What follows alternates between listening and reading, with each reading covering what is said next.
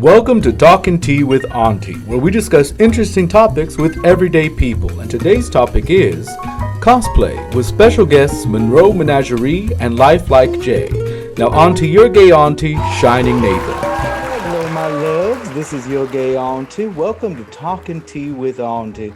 As always, I'm so glad to have you all here, and this is a new special segment. Think of it as Mr. Rogers, but for adults. A common segment where I interview everyday people about their lives and interests.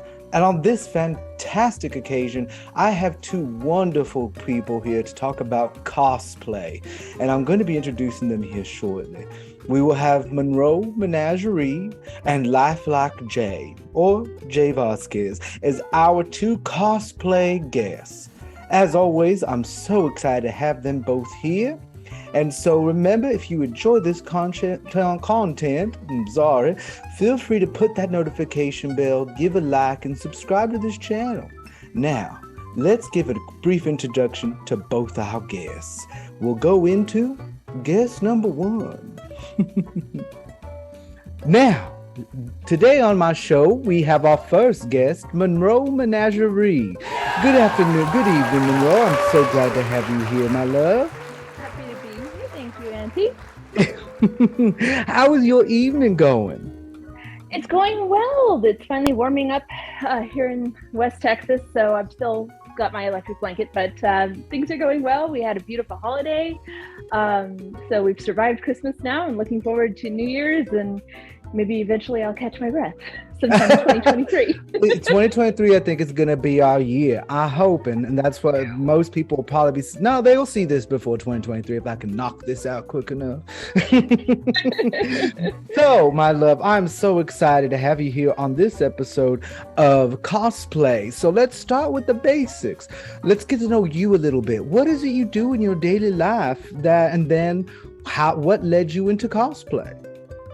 So in my day-to-day life, I am a homemaker and a bird rescuer, and I do tarot card readings, kind of a Jackie of all trades. And for cosplay, I've been doing cosplay since I was old enough to dress up. Like as a little girl, like a little girl in the early 80s, I used to put pantyhose on my head and be like the dancer from Jabba the Hutt's palace, and I have done, Comic-Cons, and Halloween is one of my favorite things in the world. And so I've always loved dressing up, kind of no matter what the occasion. And as an adult, I still get to play dress up. We just call it cosplay. And that is absolutely beautiful. And I have seen quite a few of your cosplays and absolutely adore them. So I want to ask, having grown through cosplay, what is your favorite type of cosplay? Just like a genre. And do you create them yourself? I do both. I've done both OCs and cosplayed known characters. Oh gosh, my favorite. I have done a little bit of everything. The only thing I haven't done a lot of is anime characters.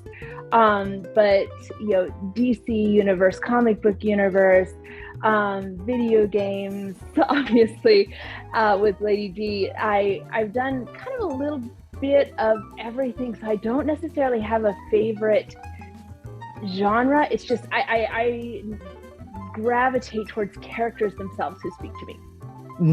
That is beautiful. So you mentioned Lady D, and that is where I first saw you on TikTok as Lady D. Tell me the inspiration of wanting to be that character, such a big, powerful character. So I'm a Resident Evil fan, and when they had, it was January of 2020. They had the kind of initial release, and we got our first glimpse of Lady D. And here's this voluptuous woman with, who's obviously a middle-aged woman, and everybody, we all had the same reaction. We just went, big mommy, like we all got so excited about her. But what spoke to me personally is I saw myself as a 42-year-old woman, because Lady D is 44, and as a 42-year-old woman, I saw me, because of course there is no limit to age with cosplay, but as you get older, you'll find that Poison Ivy isn't portrayed as somebody who is in her 40s. Harley Quinn isn't portrayed as somebody who's in her 40s.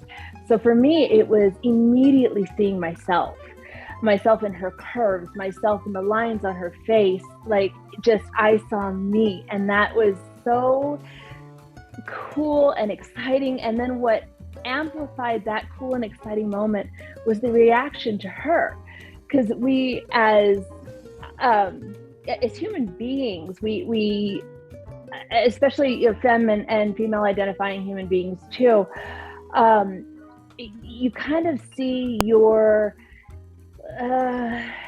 desirability fade a little bit with society, in the way that society gravitates towards younger women. It's just the way it is. And so to see everybody react to her and react to a woman who is a middle-aged curvy mother, it was just really cool. And what's the word? It made me feel valid as a person, as a middle-aged woman. So yeah, I just got completely excited about her. And then you captured her so well. Yeah. I think that part of why people comment and say that I'm such a good Lady D cosplayer is because I have that age that's there, and everybody can cosplay her. Anybody can cosplay her, no matter your color, your size, your age. Anybody can cosplay her. But I've always thought that might be kind of why people go, "Oh, you look so much like her." It's like, yeah, because I'm 42. It's easy to look like a 44-year-old woman when you're 42. You got those little lines around your face, around your eyes. There's a good 30-some years of stress that are... I can attest to the 30-something years of stress, to be fully honest. That's what these are. And so with Lady D, I know she's kind of become a very sexualized character. We're not on TikTok, so we can say that word. And so what has been your feeling on that side of being her? And what has been the reaction you've received, or any awkward moments you may have received while being such a sexualized character who's thick? I know that the thick. I got the as RoboCop 17 art says, the Bahana Gooks. I can never repeat it, but he's so funny when he does Diablo and talks about them. I've got the tatas for it. But for me personally, I have always been somebody who's very comfortable with my sexuality, and very comfortable being that, overly sensual friend. So I don't mind being seen that way. I know it's, for some cosplayers, it bothers them. And of course, we all know that cosplay is not consent. Exactly. For me, cosplay, especially as Lady D, I've always made it very clear that my cosplay is consent. My personal cosplay alone, from my point of view, is consent, so that when people simp and when people go, sorry, mommy, and I enjoy it, because I'm doing the same thing. When I saw her take that phone call or pick up that vanity and chuck it, I drooled all over myself. So I understand that. And I am also a spicy content creator. I have and just for the record, spicy work is real work. It's real work, exactly. And I wasn't, doing spicy work from a long before the fan site started. So I'm an old hand at spicy work. But I found a lot of validation in my sensuality as a middle-aged woman again. But you do want to be careful out there in the world of loving cosplayers, that you make sure that there is consent there. But for me personally, there is, and I find a lot of power and empowerment in my my sensuality, my sexuality. So I have never had a problem with being viewed that way, because I like portraying her with her sensuality attached. and again, it's your mileage may vary between cosplayers, because there's lots of cosplayers out there that are very comfortable with that, and there's lots of cosplayers who are not, and both are valid. So it's always important to make sure you have consent before you're simping, but if you do, simp away. Yeah. Oh, 100%. And so in the terms of that sexuality and the cosplay combined, how is that infused into your life? Because like in acting, some actors, because the cosplay in a way is acting in its own way. How is that infused or impacted your daily life? Like in terms of how you feel or just how you move through the world? For me personally, becoming Lady D was a turning point, because I'd sort of become a bit stagnant in my identity as a woman. Like you get to that certain age and your kids are getting older and you're getting older and you're looking in the mirror and things are not where they used to be, and there's weird lines in weird places, and you're going, okay, so am I done? And then you look at people like Cher, who and these who does not age. Women, Sophia Loren, these amazing women who are just fantastic. And it's a good reminder that to exercise self-care in remembering that you are beautiful, no matter how you look, no matter how old you are, no matter what color you are, no matter what lifestyle you lead to. It was a really big turning point for me to remember that, because I'd had a few years where I was kind of starting to let that slip in my mind of feeling like I'm not worthy of being a goddess anymore, and that's something that we all need to remember, no matter how you identify and no matter who you are, that we are always remember that there is a deity within you, that you have that power to be beautiful no matter who you are, no matter how you look. And I fully agree, and I think that is absolutely beautiful. Now, on the cosplay, do you make most of your cosplay? I'd say I'm a half and halfer. Okay. I am not a seamstress, so I can sew basic things. EVA foam is my mortal enemy. Well, thankfully, I don't think Lady D required any. She didn't. I've had other cosplays that I've had to scrap because I was like, I cannot EVA foam anything. Like I've just never quite mastered it. So for the cosplayers who can work with those modalities, I just, chef's kiss to you, because it is my enemy. I've never been able to make it work for me. I enjoy taking pieces and making them into cosplay pieces, picking and choosing different things, kind of like you do with your fashion, of being able to pick these different things that you wouldn't necessarily think go together, and then being able to create this amazing outfit. So I've been able to do that with a lot of my cosplays. And like I made Lady D's accessories. I made her pearls and her pendant before they were available to purchase from anybody, really, by trying to 3D design something and having a friend 3D print it. And so it's kind of I've always made things for myself, my kids. I've made costumes from scrap by taking different pieces of things that existed already and sewing them together and stuff. So I kind of do both, but I have never been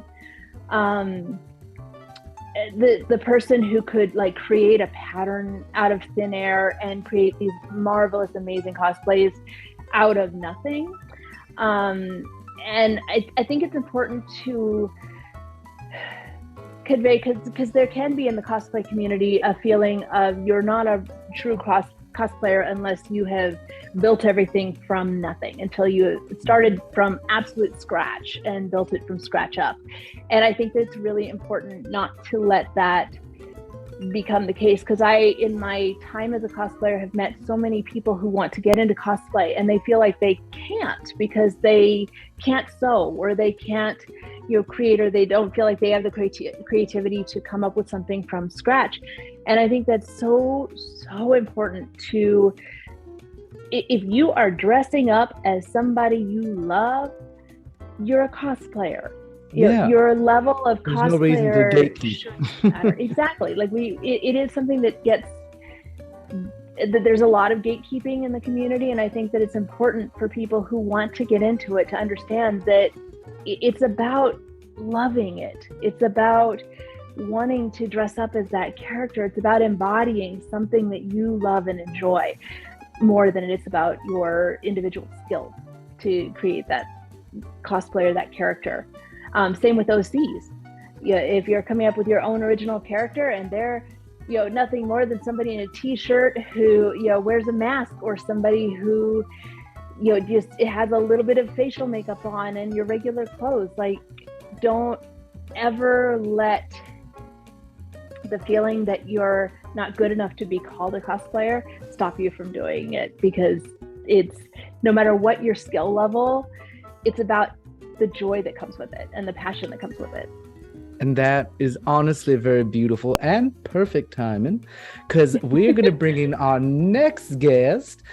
This was Monroe Menagerie. She will be back when we go into many more in-depth questions, especially about that spicy content you mentioned. But we will have that joint conversation with our other guest, Jay. So Monroe, I'm going to send you on over to the green room to relax and stretch your legs a little bit for 15 minutes, and I'll see you back soon. See you in a minute. See you in a minute, my love. That was Monroe Menagerie. Fantastic. She is available on Instagram and TikTok. Fantastic creator. I absolutely adore her. Now, next on the show, we're going to be bringing on LifelikeJay. Let me triple check, making sure I am saying everything correctly. LifelikeJay. LifelikeJay, or Jay Velasquez on Instagram and TikTok. So let's bring Jay in. Remember, LifelikeJay, fantastic creator. We're going to bring him on right now. There we go. Hello, Jay, my love. Welcome. Hi, glad to see that handsome face again. Were you enjoying your time in the green room? I was laying in bed. Honestly, that's the beauty of doing things like this. It's always so wonderful. So Jay, welcome to the show. Before we get going into the full nitty-gritty of cosplay, tell us a little about you. What do you do? What's your age? As far as what I do, like in cosplay or in real life? In real life. Oh, in real life, I work in a gym. I'm a gym salesman. I sell gym memberships and personal training, and then on the side, I draw pictures here and there. Beautiful, fantastic. And how old are you, Jay? Younger than I. I'm 32. 32 years young. Fantastic.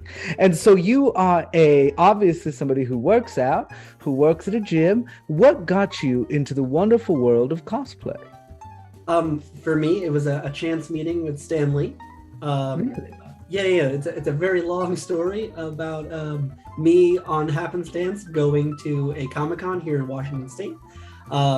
Basically, a friend of mine had gotten me tickets to go to the con, and I went, hoping to goodness that I would have a good time and meet Stan Lee. But I was like, oh no, I need to have a costume because it's a Comic-Con, right? I didn't know the rules. But I don't know. I didn't know back then. This was a while ago. But there was a kid there who had saw me. I decided to go as Spider-Man in a very bad Walmart Spider-Man costume. The suit itself didn't have a logo on the back. It was bad, and I couldn't see through the mask in itself. But anyways, this kid had seen me and he goes, mom, like, that's Spider-Man. Like, look, Spider-Man. And the mother was like, that's not Spider-Man. That's a man in a costume. Like, look, we've had this discussion. There are people here in costume. And the kid's like, no, that's Spider-Man. And she really was like, no, sweetie, come on. Like, that's not Spider-Man. Well, I took personal offense. So I did a whole backflip. Landed like Spider-Man with my hands in the air like that, and the kid just lost their mind, just absolutely lost it. And they were like, look, I told you, that's Spider-Man, that's Spider-Man, that's Spider-Man. And the mom was like, all right, I guess that's Spider-Man. That interaction in itself was wonderful. But fast forward, I was in line to meet Stan Lee. who was indirectly a hero of mine, who made my favorite superhero. So, of course, I love Stan. But yeah, I saw him in line and I started freaking out. And then it becomes my turn to see him. And I'm like, oh God, oh God, oh God. But I'm like, hey, Mr. Lee, thank you so much. I love Spider-Man. And he goes, I saw what you did with that kid. Good job, Spider-Man. And I was just like, okay. and Stanley said, he said that's exactly why we do this. Like we draw the characters or we dress up as the characters. It's for those experiences, those once in a lifetime interactions where, the characters are off the page and they are in real life. But being called Spider-Man by Stan Lee was like, and like in hindsight, I'm sure he calls every Spider-Man cosplayer Spidey, Spider-Man. But in that moment, I was like, oh. So like I had left the area, after meeting him and shaking his hand and stuff, took our picture, and I like sobbed in my mask. And I remember telling my friend who took me, I was like, well, whatever that feeling was, I'm gonna need to do that. And that started my cosplay journey like full-fledged. That is absolutely beautiful. So have you stuck mainly to those superhero cosplays as your primary? No. I really? I do a lot more anime characters than I do like Marvel superheroes. I do have Marvel costumes. Like I have Spider-Man, I have Venom, I have another Spider-Man, Wolverine. I'm working on a secret cosplay for Emerald City Comic-Con coming up in March. A secret cosplay? It's a secret. But well, if people want to see, they have to see you at Emerald City Comic-Con to see the secret cosplay. Like I kind of want to tell people since this is your show, and I mean, you don't have to. It can lead to other. If you want to, remember, you can follow him on Instagram to get all the takes for LifelikeJay. I think it's 2 eyes, right? yeah, correct. So a secret cosplay. And I think the biggest cosplay recently that made everybody quiver was a recent hero that just came out. I will admit that 3 of my friends sent me a TikTok of you as Namor, just with the caption "Daddy." And I think that was your recent big daddy moment. It's Agua Papi? No. Agua Papi. Just to be certain, that's Agua Papi. No, yeah. So when I had found out that Tenoch Huerta was going to be in the Marvel Cinematic Universe as Namor, of course, I was like, wow, that's amazing. And then I remember seeing the concept art. All we had gotten was like that one still image. It was literally like a drawing of Namor. And I was like, I put it to my story like that day. I was like, I have to cosplay Namor. And, my buddy, CJ Lewis, was like, I can help you do it. And I was like, are you sure? And he was like, absolutely 100%. So he actually helped build the suit entirely for me. And it was my job to get my body right and like my mental right so that I can give my best version of Namor, which apparently did pretty well. It got me, a bunch of new followers and new friends. Clearly, how has that been reaction been? Because I'm sure a lot of people are thirsting over you. Has that resulted in any awkward situations regarding, I guess, what we call simping in the community? So many. My comment section is a Reddit minefield.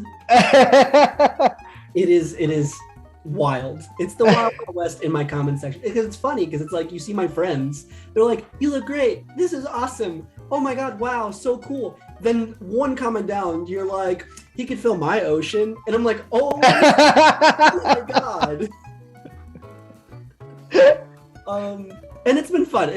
There are a lot of people that are like, move the camera lower. I'm like, geez, I'm wearing almost nothing. Relax. Well, apparently they want you to wear even less. And so in terms of, there is that side, and I've seen several of your cosplays, and there is that very let's just, for lack of a better word, sexualized content. But I've seen more on your softer side and explorative side of your cosplay. Tell me about those ones. Well, so I like to be multifaceted. The thirst trap content is fun, and I do enjoy that. But I do love pushing myself to different limits, different directions. And then through cosplay, I came to terms with not only my sexuality, but my pronouns. So I do use he, they pronouns right now. I was heavily inspired by the just sheer power that I got cosplaying as Desire from the Sandman.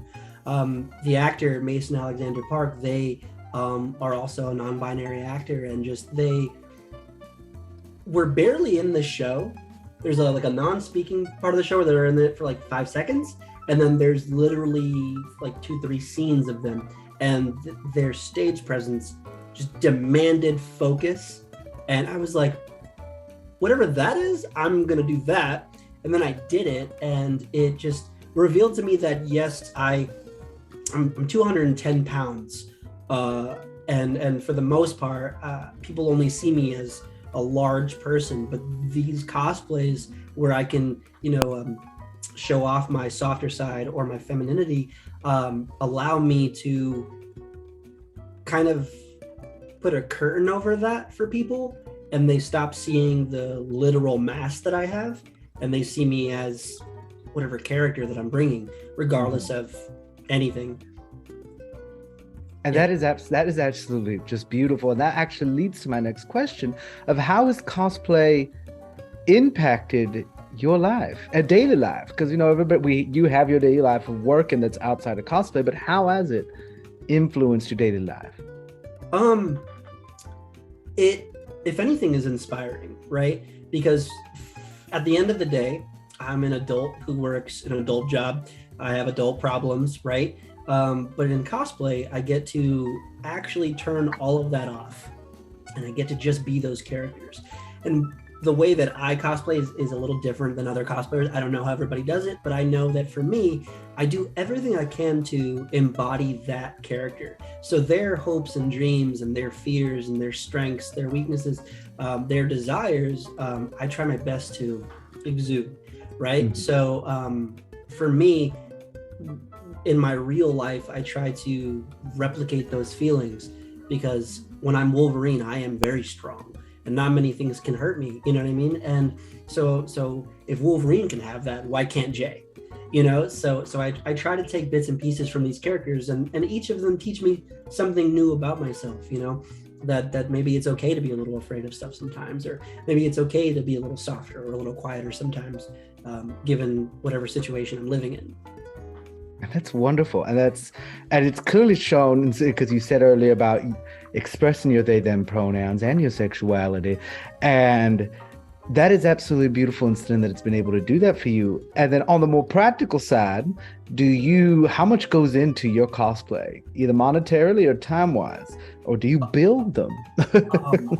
Monetarily, I'm very lucky and fortunate to have a large group of supporters who help me out and get me quite a few cosplays, because they are excited to see me as X character. So I say, of course, if you'd like to do that, please do.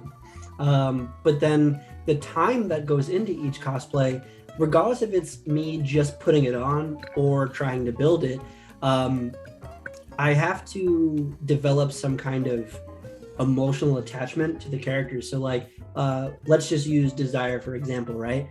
I will watch those scenes for up to an hour, just so that I can actually become that character. So for me, I would say emotionally, a lot of time goes into every single character, and I will refilm a TikTok or take more pictures if I don't feel like I've truly shown that character off. And then as far as building cosplay goes, I do not. I'm very much so a cosplayer that wears the costume. I do my best to bring those fabrics to life. Now, I am trying to get into builds. One that I will be building here soon, which I don't mind sharing. That one is going to be Pyramid Head from the the Silent Hill universe. Ooh. It's been heavily requested, and I do want to eventually get into building my own cosplays, and I feel like that is one that can be a fun process to share with everybody.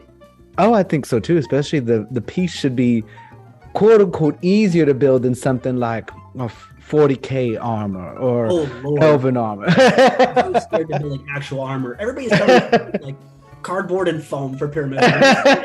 Cardboard and foam. Look, you did good, sweetie. You did good. So I see people make like crazy armor pieces out of like foam, and I'm like, oh, that's not metal? Excuse me? Yeah. What? So yeah, one day. Today's not. I believe in you. I fully believe in you. I fully do. I think a lot of your followers do believe in you that you will get there soon, and so because trust me, spandex is a bitch to work with, 100% a bitch to work with. If you rip it, no. And so, real quick, who is your favorite? We have about a minute and a half, and then we'll invite Monroe back. Who's your favorite character to cosplay, or that you have cosplayed?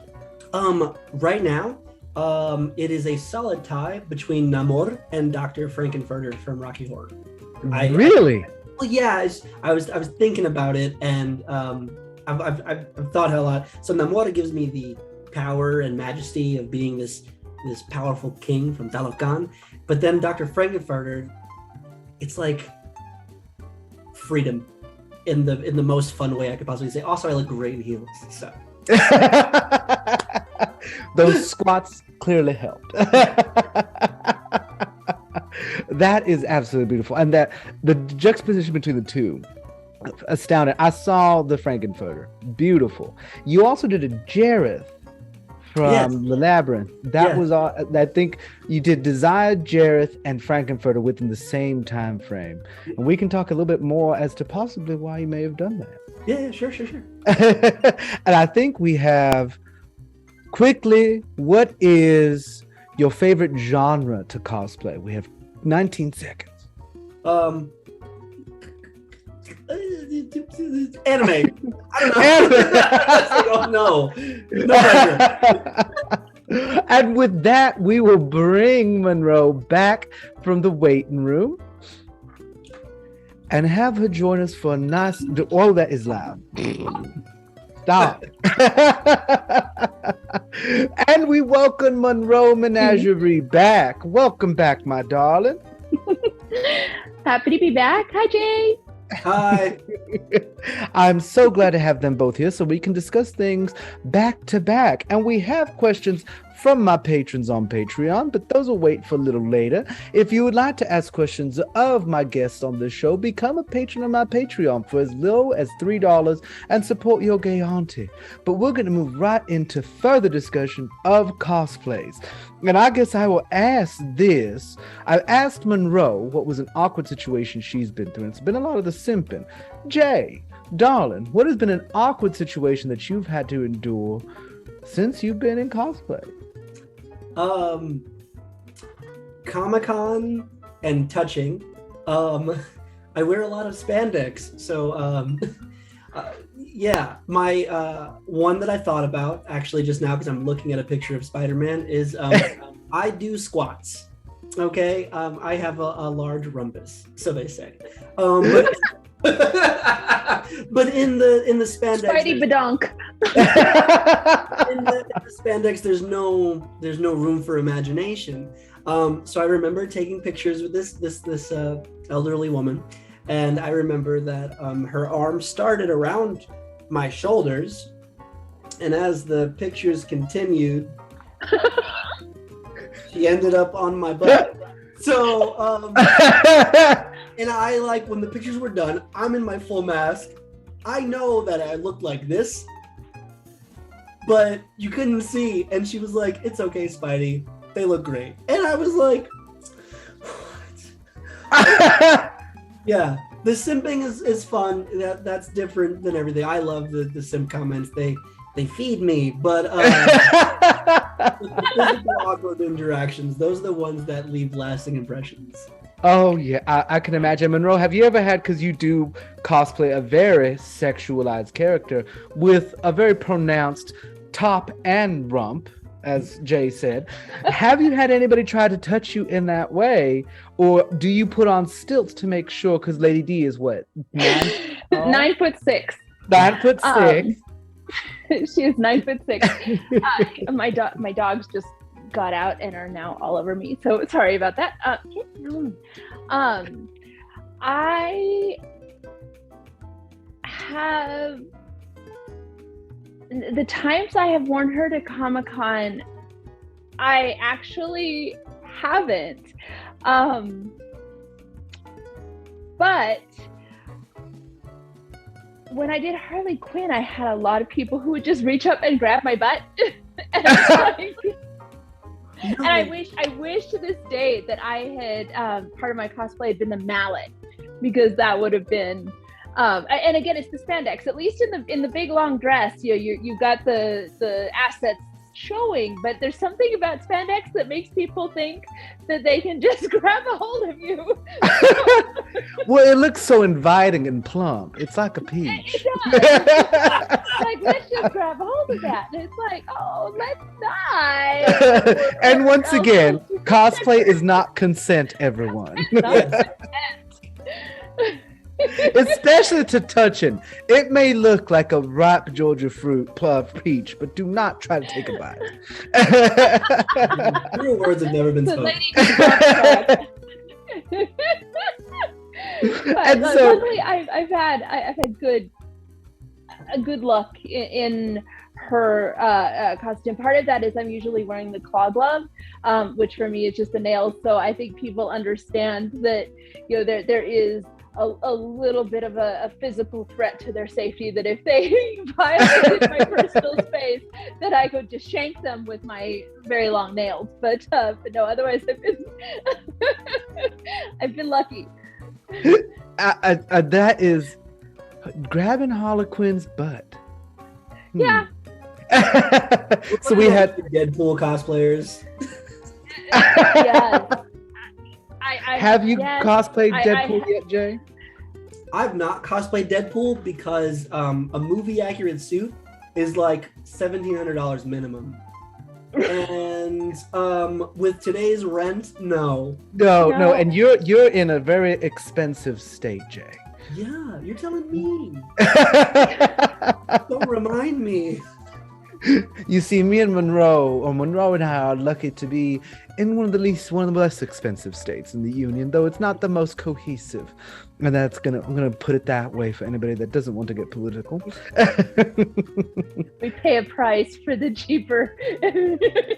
It's just a little bit of abuse. My aunt lives in Florida and pays exactly what I pay, but has a whole house. I was like, I never needed to know that information. But then it's Florida. To any of my viewers here in Florida, I have never, and I grew up in South Texas, and I lived in Houston. I have never sweat my behind off more than standing still outside my hotel in Florida in the summer. And I'm not a person that sweats. I'm not. I lived in Houston. I would run, and I sweat less running in muggy Houston heat than I did for 5 minutes outside in Florida. And plus everything's in pastels. I absolutely hate pastels. It just pick the color. Just go for the color. It's like you're edging with color. Like, oh, I kind of like. Sorry for anybody that loves pastels. I'm not hating on you. I'm what? Hating on your choice. I'm never gonna hear it different. I'm never gonna see pastels and not edging. It's just so edging color. It's like, oh, look at this. Look at this little eggshell pink. Just go full pink. Just go red. Like what? Go like what? But I'm a ruby gal. Like I will give an exception to a light pink, just because there's something about it, and I don't know why. I love powder pink. A blush. Has to be a blush. Like a blush and blushful, but there's something about, like, okay, this is gonna sound awful, but you can kind of still be a slut in pink. Like, it's like you can be a slut in red, because red is like that iconic color, but like you can't be exceedingly joyous with like a powder yellow. It's hard to be and everything in Florida is pastels. and I don't understand. Oh, it's a beach color. I don't care. Anyway, we're going off a random. Your gay auntie has extreme ADD, so just it's been proven, and I'm unmedicated, so this is wonderful. So, bringing us back along, how I had a whole list over here. We'll go back to my list before we get into my patrons list. That is bright. I do apologize. All of a sudden, I no longer look like I'm Hispanic. So, for both of you, y'all both have cosplayed similar yet different cosplays. With Jay in anime and superheroes, with a little bit of Gomez Adams, and Monroe from very kind of, not necessarily horror, but horror kind of, because I know you've done from Freddy Fazbear's, Resident Evil. What has been your experiences? Scary clowns. And then clowns. And what has been your individual experiences in terms of getting the attention in like what has that been like for you as a person? Having just done cosplay and gone to cons or whatever, but now being on TikTok and getting all this attention. How has that experience been for both of you? I guess Monroe, we'll start with you, my darling. Oh gosh. So when you're at a Comic-Con and you're in cosplay, it is inevitable that people are going to stop you and take pictures. That even if you are the 400th Harley Quinn that they've seen, even if you're the 60th Bane that they have seen, it doesn't matter. They will stop you. Even if you're an OC and you're wearing something cool and they don't recognize you and they have no idea who you are, but there's still always this almost camaraderie of, yay, I get to see my character that I love. And so you're having your picture taken a lot. You're having posing with a lot of people. So that kind of comes with the territory of being in cosplay at a Comic-Con, regardless of who you are. TikTok was something that for me was very unexpected. I was a pandemic TikToker where I kept hearing about it, and I was like, okay, I'll hop on. And I was like, oh, I can dress up. So I did a couple of absolutely cringe things. Had no idea what I was doing, and exactly, just getting started, nightmare. And then that would have been towards the very end of, no, it would have been at the beginning of 2020. So it would have been January or so, 2020. So we hadn't quite hit pandemic, but things were starting to,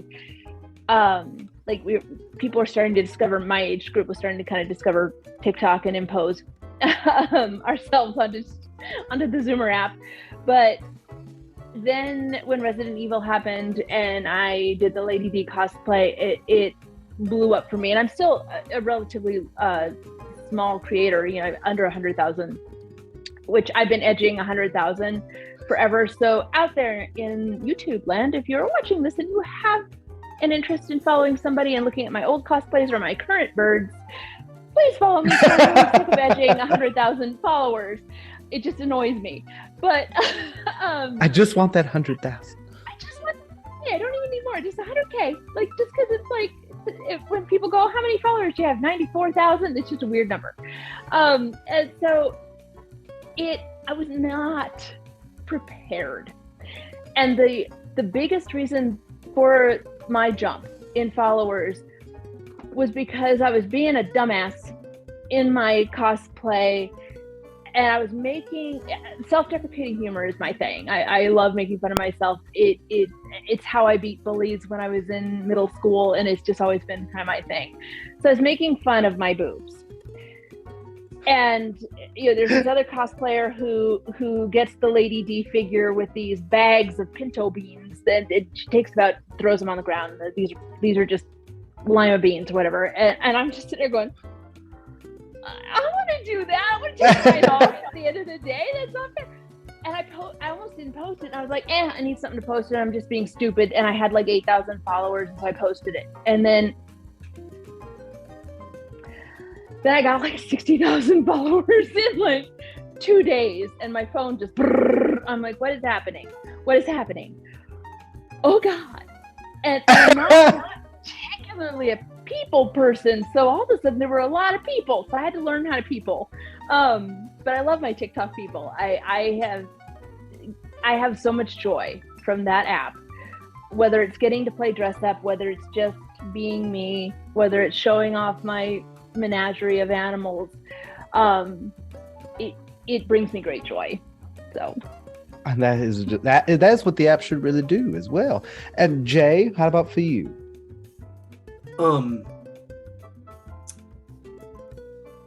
What was the question?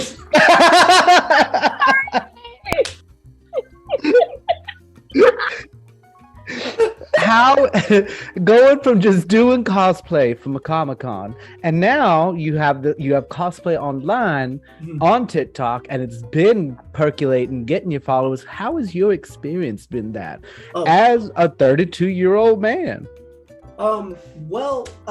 It's been crazy, honestly, because what started off as me chasing this feeling of, that moment I had with that child and Stan Lee, to it turned into this moment of, again, pandemic cosplayer or TikToker, but I was like, wow, I'm stuck at home, can't see my friends, my family's back east, what am I gonna do? So I started doing that, and suddenly I just meshed with this community of people that loved what I love.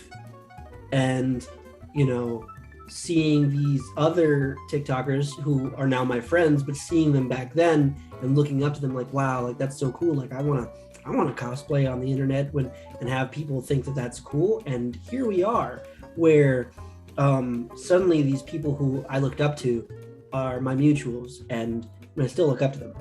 But it's crazy how, in the most cliche way possible, chasing something that you really love just becomes just everyday life.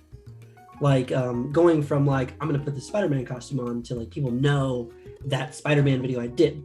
My first big blow up was my Moon Knight content.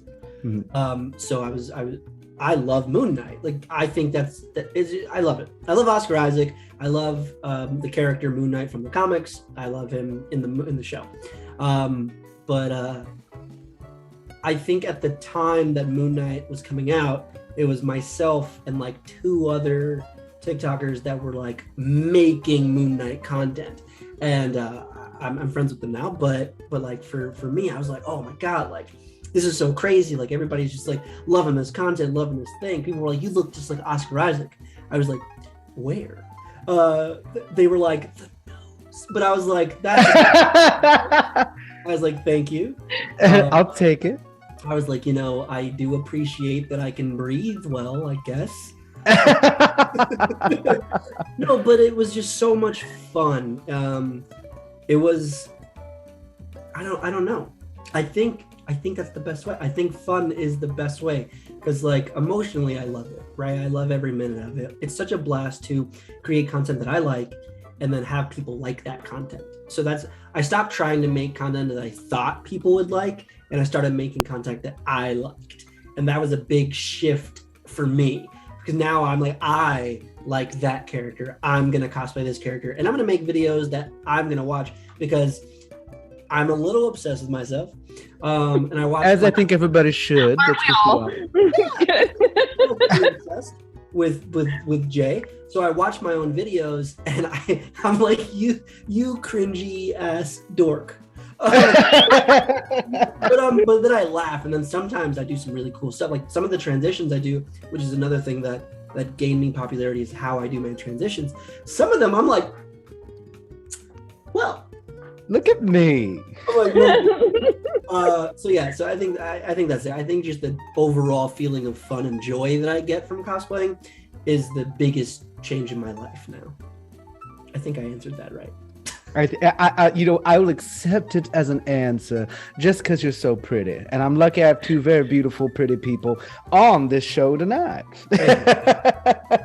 Too, with the cosplay thing, especially for our age groups, like 30s and up, we came from a time before Marvel Cinema, before the DC universe, where it was not cool. When we were kids, when we were teenagers growing up, there was nothing cool about liking comic books. You got beat up for that stuff. You got tortured for that stuff. So now to be able to not like regress almost to who we didn't have a chance to be when we were younger, because the internet was brand new and it made weird robot noises to get on it, and nobody could use the phone while you were on it. You know, I mean, like, for anybody young, that was called dial-up. Dial-up. Dial-up hurt my soul. I heard it. Somebody had it as a ringtone. Somebody had their phone off silent. Sure, Strikes against that person. I know. I was like, it was at the grocery store. And it was the one time I didn't have my earphones in. I was just like, so this is raw dog in life. Oh, like that's a serial killer right there. Like, walking around in broad daylight without their phone on silent. It was a core memory re-unlocked. Just hearing that sound, it was like, oh Lord. But to be able to do this now, to be able to dress up and have other people go, that's awesome, oh, I love this character too, and to watch not to sound cliche, but to watch the younger generation get to like be excited about this stuff and have it be cool to be excited about this stuff. I mean, cosplayers are always going to get crapped on because we're cringe to somebody. But overall, because of the birth of the Marvel Universe and what has been brought into movie cinema and all of that popularity that came with it, it's given permission to a lot of the younger generations for us to be able to enjoy this stuff. So it's like, yeah, I get to be cool now for like 2 minutes. Not to my kids. To other people's kids, I'm cool, you know. And you know what? That's all that matters most. As long as we're cool to ourselves. I mean, I know in certain situations, I'm not cool as crap. Like 30 minutes before this, I was dressed like a swamp witch. Like, where's that? I think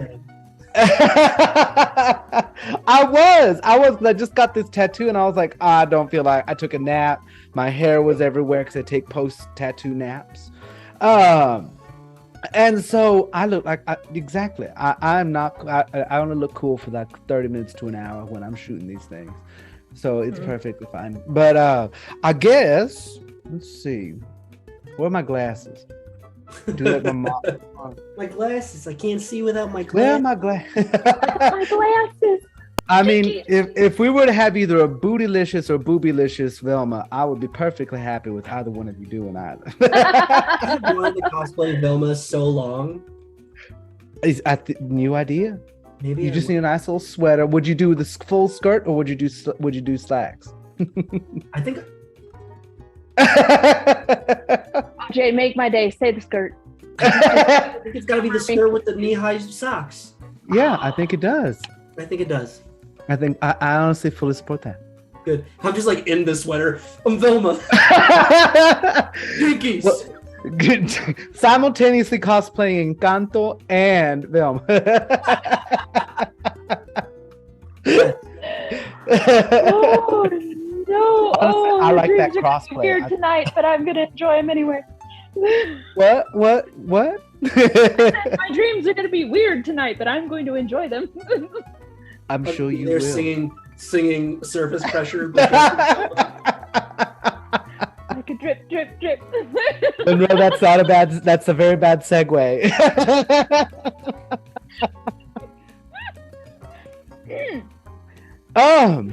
If you don't know what I meant, it's okay. You can Google it. If you're under the age of 18, don't Google it. Okay. Jay, don't be that type. You're not Desire right now. You're not Desire. Understood. You're not Frankenfurter either. And Monroe, both of y'all have that same I don't do anything wrong looks on y'all's faces. No, not me. No, innocent.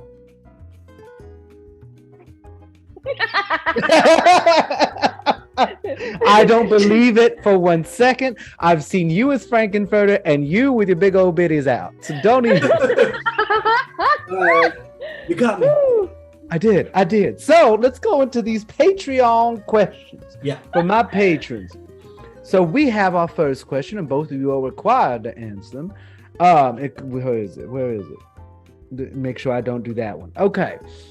What cosplay are you both most proud of? And this is from Diesel Frog, a patron on my Patreon. Which cosplay are you both proud of? Most proud of. Most proud.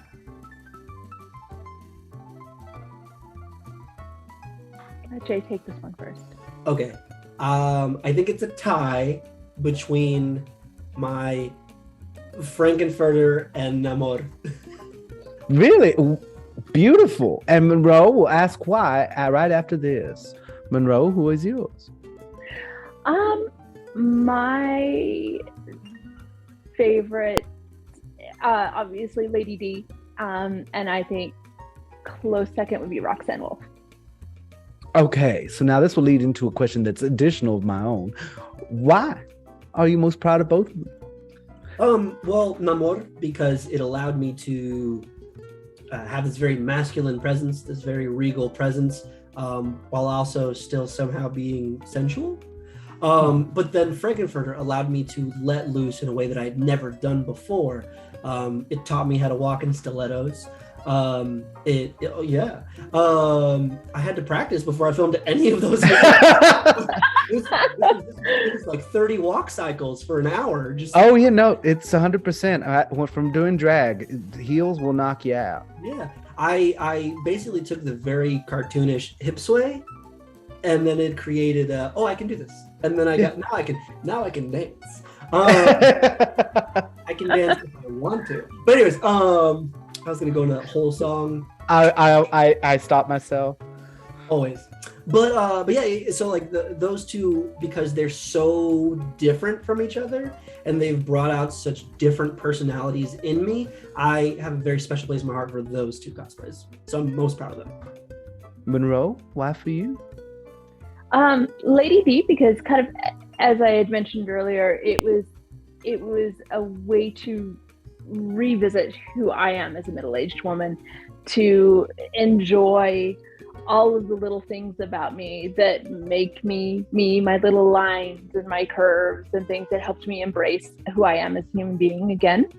And with Roxanne, I did her during a time where everything was crazy. I was in Washington helping remodel and sell a family home, and it was just me, and it was just a time of upheaval. And I made her out of pieces from Amazon and my own willpower just to make this cosplay happen, because I was looking for, I just needed kind of an outlet and a bit of joy. And so I loved how she came together, and I really loved that it made a lot of kids cringe. It gave me a certain amount of joy, because I'm used to being a popular character, and it was nice to have people go, ugh. So both were fun. I mean, I think anybody in our age group is going to make kids cringe if we try to be even an ounce. Just a little bit. Exactly. Like, but yeah, no, I had. It was fun to revisit middle school for a minute that way. So. Let's not talk about middle school. Let's not. I just remember a French horn, and I don't need to revisit that. So just to let my follower Miranda Major know, my patron on Patreon, we've already asked how you both first got into cosplay. So Miranda, thank you for giving me that question, but it was one I was already asking anyway, but I want to give you the nod so that way you know I was going to ask it, but we did. So moving on, we're going to ask you from Coddlesworth, another patron on my Patreon, who are your favorite cosplayers? One question. Yep. Renegoddess. Love that one. Renegoddess. And crap. I had this planned out in my head. Monroe Menagerie. I was like, I have so many. I love just, and this is going to be a big blanket statement, but that way I don't hurt any individual feelings. Oh, no, like, that's perfect. I love following cosplayers of color. Like, I follow so many amazing cosplayers of color, and I will be the first one first in line. If anybody dares say that character isn't this color, I will absolutely throw down and come armed with a sharpened spork. But I just have such an absolute passion for getting to see people of color find that joy, because there's always so much focus on the my shade of people and cosplayers, and those people do tend to get a lot more attention. So I personally love following cosplayers of every color and just getting to see everybody experience that joy. One of whom is Jay. So that is a beautiful and wonderful answer to that question, and I love it, because I also follow a lot of cosplayers, and I will tell you right now, I know what your profile picture looks like. That's what I got. Yeah, like on the spot, I'm like, I'm friends with so many people. I can name 3. I know they're icons.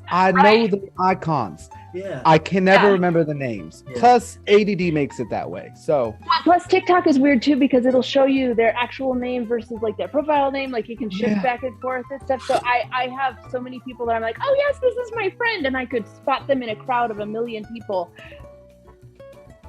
but couldn't give you their handle. Yeah, like this is my good friend. Oh, awkward. Yep. Yeah, 100%. Don't worry. I do it all the time. That's why I always have a friend I need to introduce to people. I'm going to give a secret of mine. So whenever I have friends, I'm out and I know there's going to be a group of people I know I've met, but drunk Nathan met them, not sober Nathan. So since the information has been expunged, I know I met them. I know what we did. The name. And so I always have a friend with me like, oh, this is so-and-so. And they'll be like, oh yeah, I'm so-and-so. Oh yeah, I'm so-and-so as well. And I'm like, yeah, I've known so-and-so for a while. They don't know I'm doing that, but now you do. Great person. Hi, random person who now has a name that I'm immediately going to forget once we walk away from this social interaction. So good to see you. It's so good to see you. Anyway, we're not going to go into Southern cordiality. Auntie Kinky asks, biggest cosplay fail. Biggest cosplay fail. Don't answer all at once. I was like, I'll give you the chance to go first this time. And she's like, I'm not even looking at the camera. No, mine was a humbling experience with trying, because one of the things that you will find as a cosplayer, whether it's with an OC that's beloved or with a singular character that you do that's beloved, is your audience can sometimes become so attached to that character that if you dare deviate from it, it is a punishable by death offense.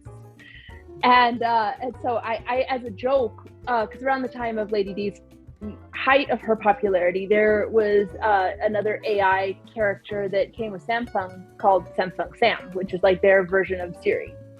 And so she kind of came onto Reddit, and I'm like, oh, you know what would be really funny? This is my little internal dialogue. Like, Monroe, would be really funny. Let's just do a sneeze and accidentally sneeze yourself into the wrong thirst trap, and we'll just do her.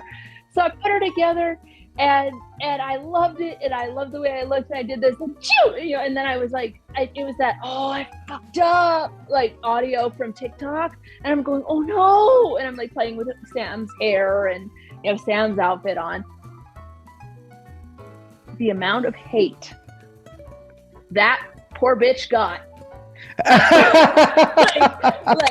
I had to take the TikTok off of my Insta reel because people were incensed at this point during the height of my Lady D popularity that I had dared try a different cosplay. So that was probably it was a big fail. I had to go hide. Like Samsung Sam went into witness protection after that, and went back to the push-up bra and the pearls because with my tail between my legs. I'm Lady D. See. Look, it was the kid. She's back. You start gaslighting your own father. Like, no, I never did that. Samsung. Like no. I never did that. What screenshot? You obviously photoshopped that. Obviously. Wrong Monroe. That was That was somebody else. That was an alternate account. That was my Menagerie. That wasn't me. Now, Jay, it's your turn to give us a big cosplay fail. Okay. So, do you need a moment? Well, it's crazy. So everyone who's a millennial and grew up watching Adult Swim anime, there's one show that we either accidentally ended up watching at 3 a.m. or purposely stood up late to watch, and that show is Inuyasha. Okay, for those of you who don't know, Inuyasha is this cat demon, white hair. He was a cat? Ish. Cat adjacent. I always thought he was a dog. They're cat ears, so they are cat ears. Yeah, so I don't know. Could be a wolf, but it was a cat. He was a cat. I don't know. I'm gonna go with cat now. I'm gonna say that Inuyasha was a cat boy. I haven't watched Inuyasha in so long. Okay, yeah. No. So, I was feeling nostalgic, and I was like, oh, I want to cosplay anime characters from my youth. So I was like looking for Tuxedo Mask and Inuyasha, Rodi Kenshin. Like I was looking for all these old school Toonami anime costumes, and I found the Inuyasha one. So I got excited. It got ordered. I was like, yeah. Now this is before I would shave my beard to look more in character. I was like, oh, it's fine. I can have the beard. It'll be fine. It wasn't fine. So I got this narrator, but it was not fine.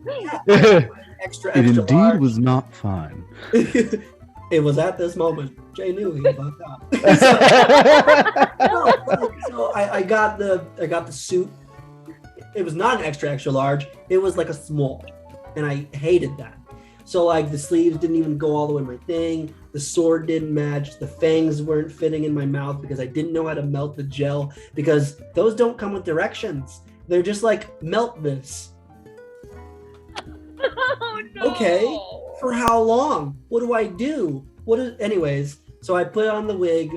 I didn't know because this is early in my TikTok thing. So I didn't know to put a wig cap on. I just put the wig on over my black hair.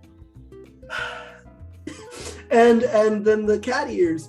And I just remember sitting in my room going, wow, this is awful. I still had the audacity to put out like 6 videos. And like I leave them there, they're still there. You can scroll my TikTok and you will see my Inuyasha. And because the reason I left it up is because I have a beautiful community. I love them so much because outside of the simping and like the funny, weird, cringe comments, they're a beautiful community and they support me a lot. But they're always like, JW, yeah, Jay won that. Oh, Jay never misses. Jay's the best cosplayer, yada, yada, yada. And I'm like, just scroll a little. Because let me take you back. Like, all my Naruto content is cringe. All of it. There's not one video that I've looked at that I was like, I'm the best. No, all of it is like, how did I not stop doing anything on this app? But then I get to Inuyasha, and Inuyasha was the last time that I was like, I will never, ever just post stuff again. That's my biggest cosplay fail, Inuyasha. I will live with that for all time. And now everybody knows. Scroll through Jay's TikTok to find his Inuyasha content. Because I now need to see this. So I may not have... I didn't even put any effort in. I was just there in the suit, and you can tell I'm uncomfortable. You can see me. You can see Jay in a costume. It's not Inuyasha. It's Jay in a costume, and I was just like, yeah. I did great, Mama. Am I going to state, Mom? Am I going to go to state? Sorry, random. You're going to go to state, sweetie. You're doing so good. I love that. You're doing great, honey. It's awful. I will one day do a new Inuyasha. That is a promise. But And what I suggest is do a stitch of one of your old ones. Transition to a new one. Yes. You're right. Do the old one justice. Show them where you came from and where Spring you are. 2023. My roots. 2023, Inuyasha. We have a beautiful Japanese garden here in Seattle. I was about to say, well, it's almost upon us. Well, no, it's almost upon us in Texas. It's not almost upon y'all in the north. Oh no, it's wet and cold. I hate it. I'm wearing a turtleneck in my own home. You can't see this, but there are like 6 layers of pants and these big Sherpa socks. It is not by any means warm here in Texas. Electric blanket. I am wearing uber thick. They have grippies on them, but they're super cute. Socks. So do I. Wait. Yeah, I was like, I love grippy socks. Where have you had your grippy socks, Jay? Walmart. These are a very specific type of grippy sock. Anyway, but no, our spring has been happening later because before it was like, oh, by February it's spring in Texas. No, we're still freezing. Climate change is the thing. Anyway, on to the next question. Pamela Farley asks, which cosplay took the longest? And I will addendum it for y'all, since y'all both, Monroe kind of builds and Jay, you kind of embody. Which one of y'all took the longest to either create or embody?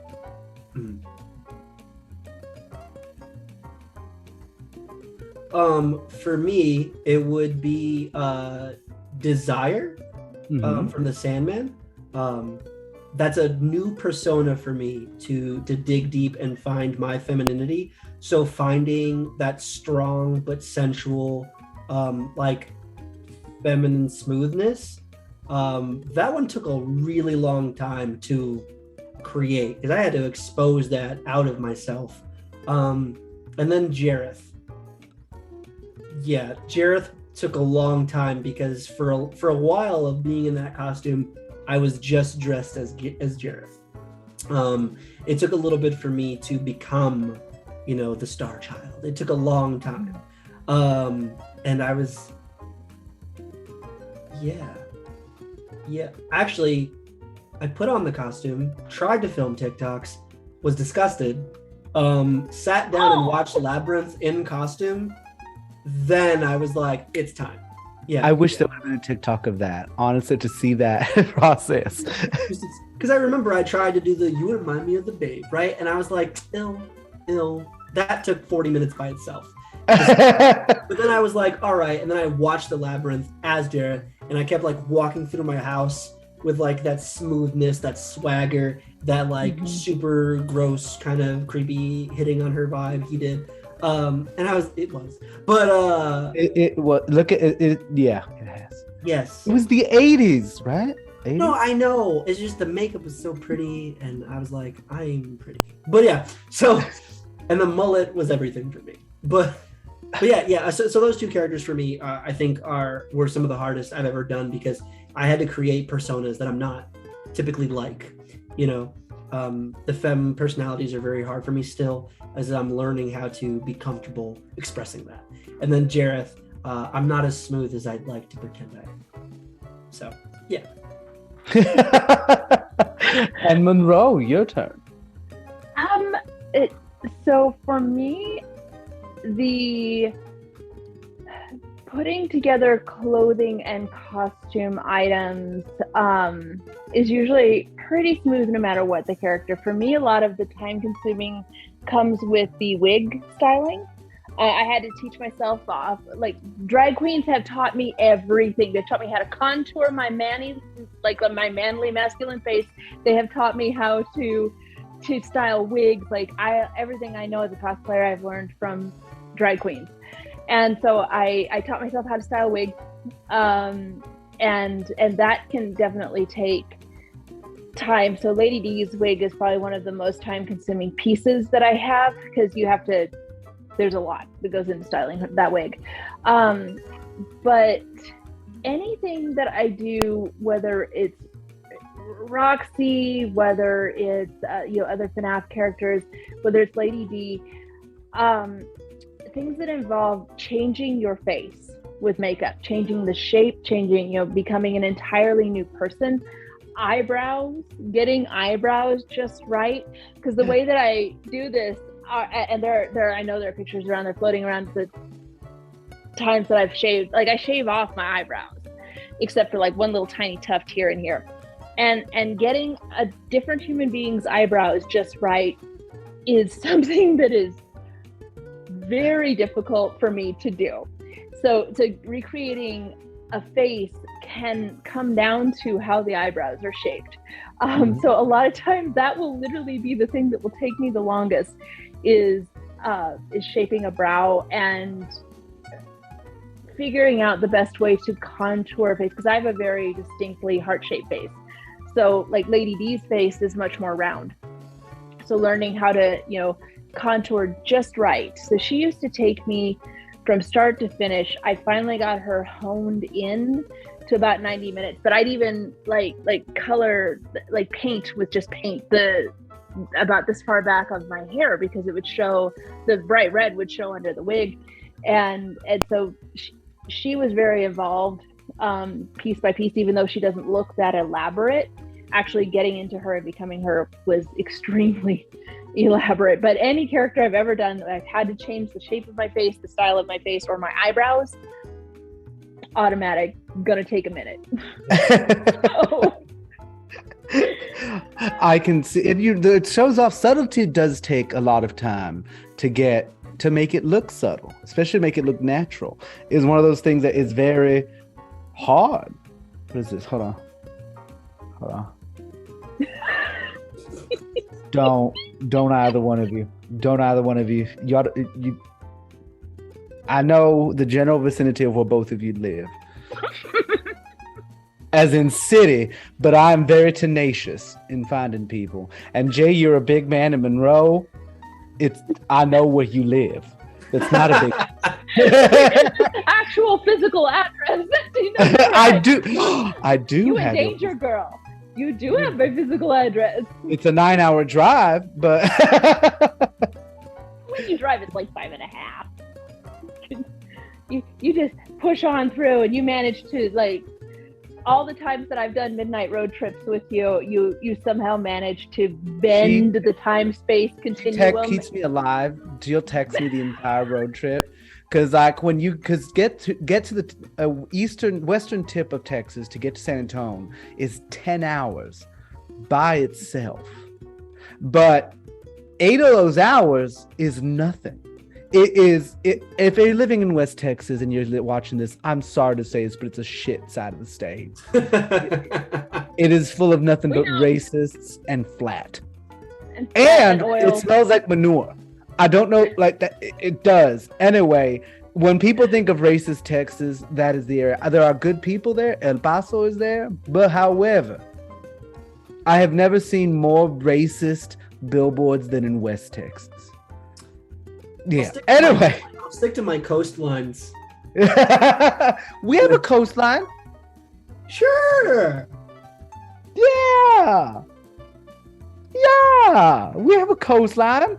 Gulf Coast is a coast. It's not a pretty one. So what was next? Oh yeah, the next question. You know what? I don't like your tone, Jay. I'm kidding. This is going from a New Yorker who lives in Seattle. I'm afraid of Texas. Texas is the Australia of America. I'm afraid of it. I don't want to go there. Everything is dangerous. I said not everything's dangerous. And I moved here from where you are because I'm a pretty clown. So yeah, don't ever be careful. Be careful, say I'll never end up there, because then all of a sudden you'll be there going, huh? I was born and raised here, so I had no choice, and it's a big state, so. A pretty town or a pretty clown? Clown. There's a story. one day out of this, I need all the details. My husband is a clown in a horror movie, and I saw him on a horror movie poster, and I went, "That's the prettiest clown I've ever seen." And now I live in Texas. That's a 10-year. What movie? It's called Circus of the Dead. I will watch this movie. I'll DM you the deets to get it. It's on Amazon Prime. I'm so excited. You have no idea how excited. Because at first I was like, "Oh, pretty town." I was like, "That's valid," because Seattle sucked me in with niceness. I was like, "Oh, neat. Right. I came here this summer." I was like, "I understand." But then my brain went, "She said clown." That's your living in Seattle to living in Texas is clown. Is that gonna be the name of your memoir, Monroe? A pretty clown got me to pretty Texas. Clown made me a Texan. I love it. I love it. Well, fair. So the next question is also from Pamela Farley. Which of your cosplays has been your most favorite? Most favorite. You can go first. Okay, so with the Lady D Resident Evil cosplay came the OC maidens, because we all knew about the maidens that were. And what is OC for people that don't know? Original character.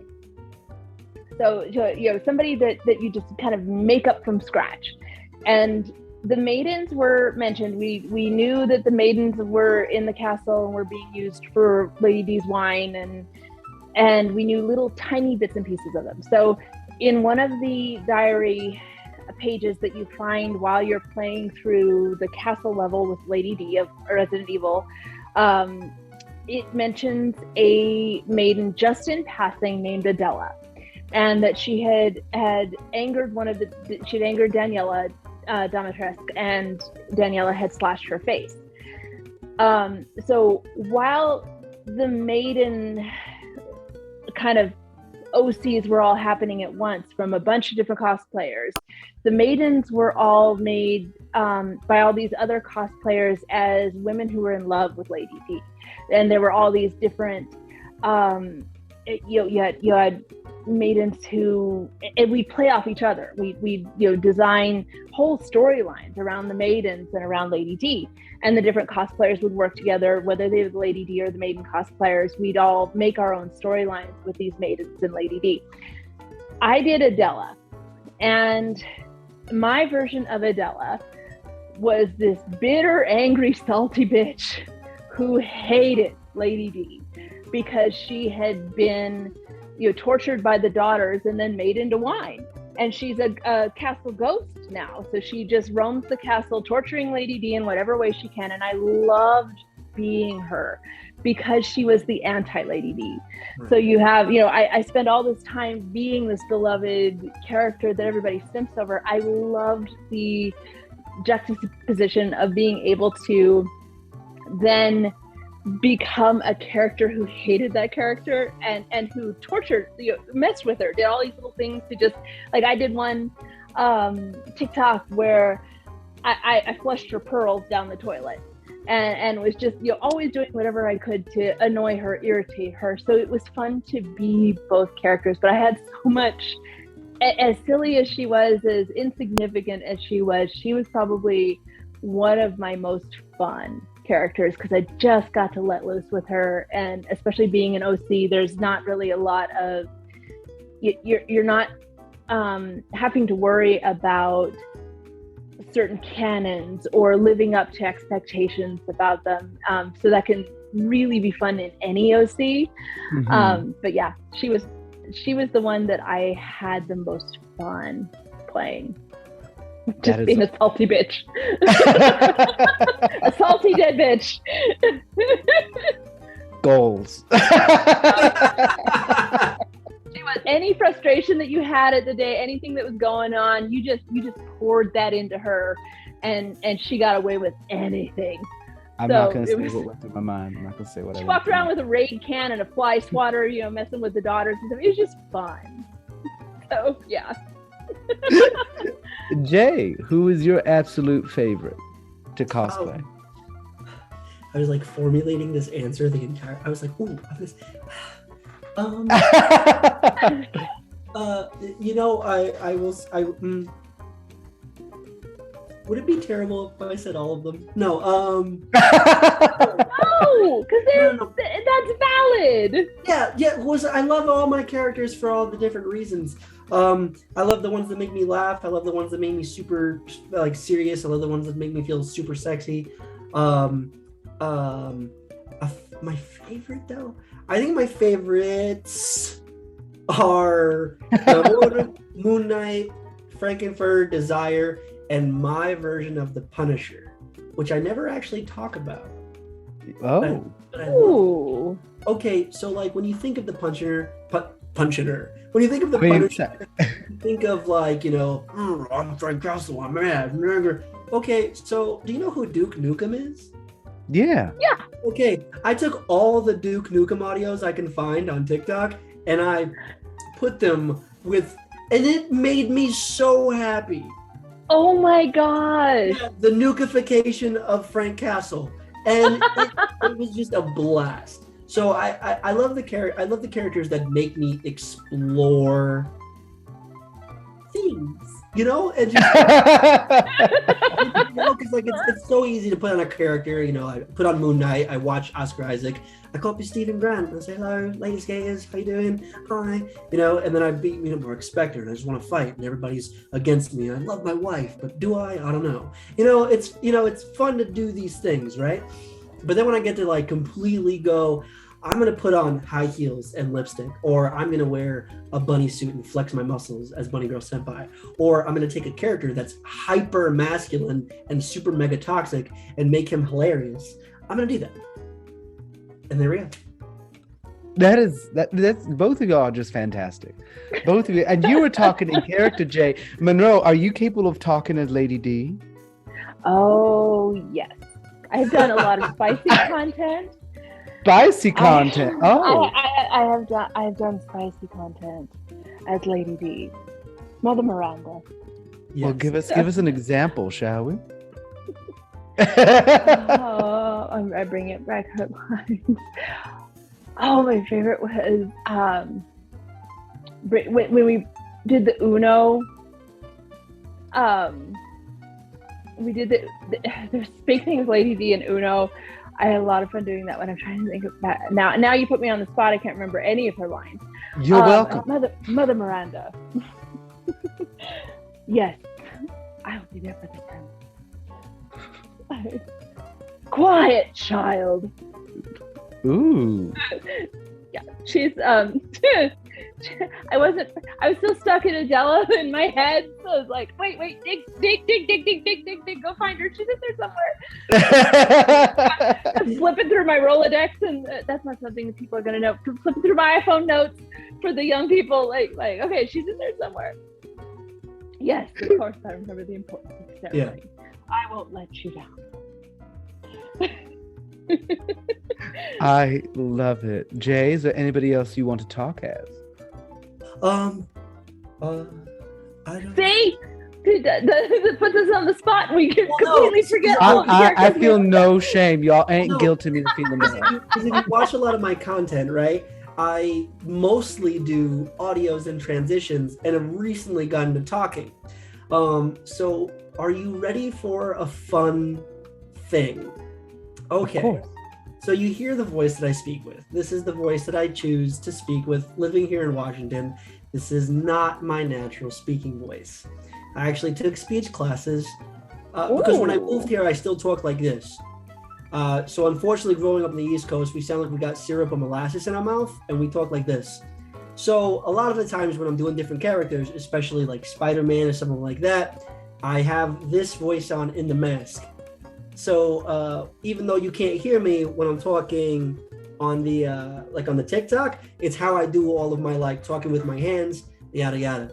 But I took speech classes because a lot of people ask me where I'm from, way too much of the time. So that is a voice that I use behind the audios.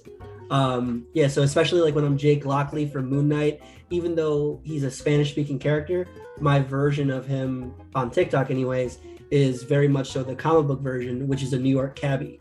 So though you can't hear me on TikTok, that's how I'm acting. I'm still talking with my natural voice, and that's everything that I am. I'm Jake Lockley behind the camera, no matter what, unless I switch over to Stephen Grant. Yeah.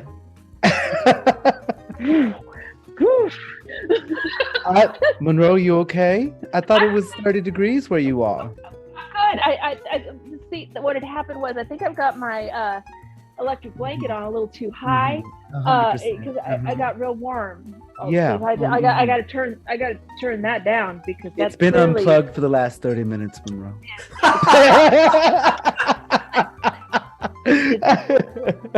Yeah, that's how I talk to people at my job too. That's how I sell them fitness. With the accent? Yeah, because I talk to them like this and I say, what's the matter? All right, you came in here. I didn't call you. Just let's go and take care of this. I'll take care of you. Just call me anytime. I promise you I'll show you the way, okay? Don't worry having memories. Oh. My God, that's awakening something in me. I might be motivated to do a sit-up. Good Lord. I'm just having flashbacks to the last time I was in New York City. I'm just like, oh. Oh, I hope it's all good memories. Oh, fantastic memories. But just, you know what? Let's not talk about that. Let's not talk about there's fantastic company to be had in New York City. Yes, that's true. Fantastic company to be had in New York City. I love New York City. I do not like the size of things in New York City. I think if 18-year-old Nathan had moved to New York right out the bat, I would have been there till this day. Yeah. But I have friends that are like, you should move out to New York. I'm like, I have a 1,200 square foot, 2-bedroom apartment that I pay $1,100 a month for in a historic district. With a fireplace. With a fireplace and hardwood floors. And crown molding.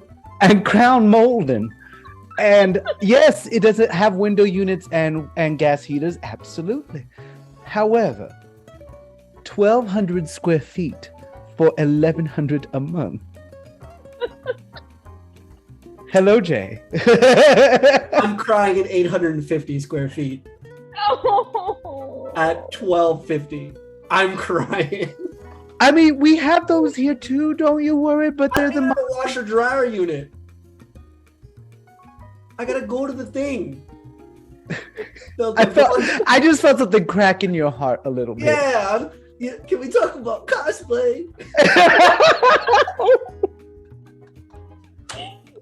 I'm so cries in West Coast and also simultaneously cries in East Coast. Oh yeah, oof. I can't even move into the apartment I grew up in New York right now. Oh no! I've looked at apartments. Condos. My building that I grew up in was a literal tenement home during immigration times, and they sold it as a condo. I almost threw up. Oh. I've looked at rental prices, and my friends are like, "You could totally make it here, but you'd have to live in Brooklyn." And I'm like, "Oh, Brooklyn's cool now." I visited Brooklyn. I love Brooklyn. They're like, "It's wonderful now." He's like, "Now." Then my other friends like, "Just move to Jersey." I'm like, I like you. Don't move to Jersey.